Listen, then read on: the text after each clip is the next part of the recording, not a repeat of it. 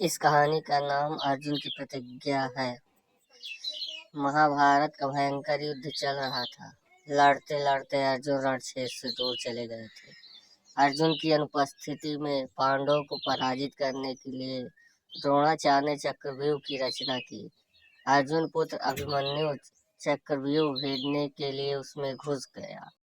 उसने कुशलता पूर्वक चक्रव्यूह के 6 चरण भेद लिए, लेकिन 7वें चरण में उसे दुर्योधन, जयद्रथ आदि 7 महारथियों ने घेर लिया और उस पर टूट पड़े।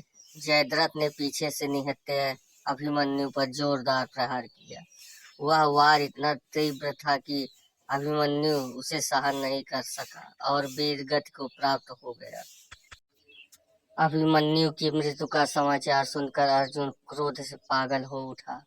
उसने प्रतिज्ञा की कि यदि अगले दिन सूर्यास्त से पहले उसने जयद्रथ का वध नहीं किया तो वह आत्मदाह कर लेगा।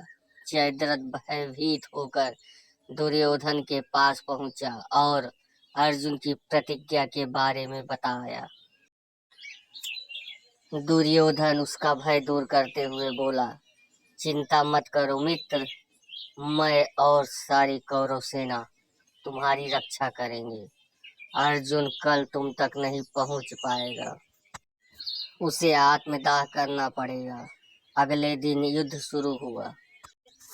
अर्जुन की आंखें जयद्रथ को ढूंढ रही थी, किंतु वह कहीं नहीं मिला। दिन बीतने लगा। धीरे धीरे अर्जुन की निराशा बढ़ती गई।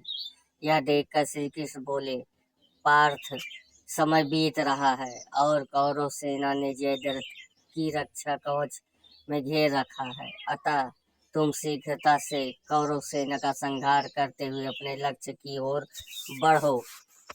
यह सुनकर अर्जुन का उत्साह बढ़ा और वह जोश से लड़ने लगे, लेकिन जयद्रथ तक पहुंचना मुश्किल था। संध्या होने वाली थी। तब श्री कृष्ण ने अपनी माया फैला दी। इसके फलस्वरूप सूर्य बादलों में छिप गया और संध्या का भ्रम उत्पन्न हो गया।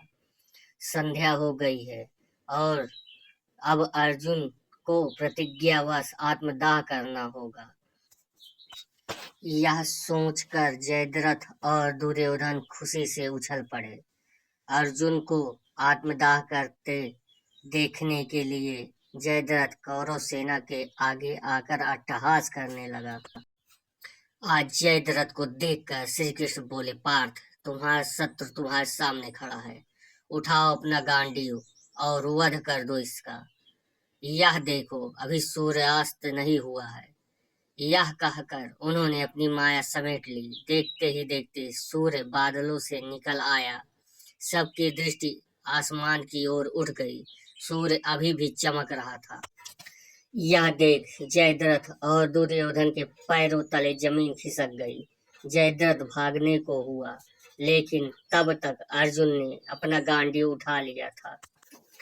तभी श्री कृष्ण चेतावनी देते हुए बोले, हे अर्जुन, जयद्रथ के पिता ने इसे वरदान दिया था कि जो इसका मस्तक जमीन पर गिराएगा उसका मस्तक भी 100 टुकड़ों में विभक्त हो जाएगा। इसलिए यदि इसका सिर जमीन पर गिरा तो तुम्हारे सिर के भी 100 टुकड़े हो जाएंगे। हे पार्थ, उत्तर दिशा में यहाँ से 100 योजन की दूरी पर जयद्रथ का पिता तप कर रहा है। तुम इसका मस्तक ऐसे काटो कि वह इसके पिता की गोद में जा गिरे।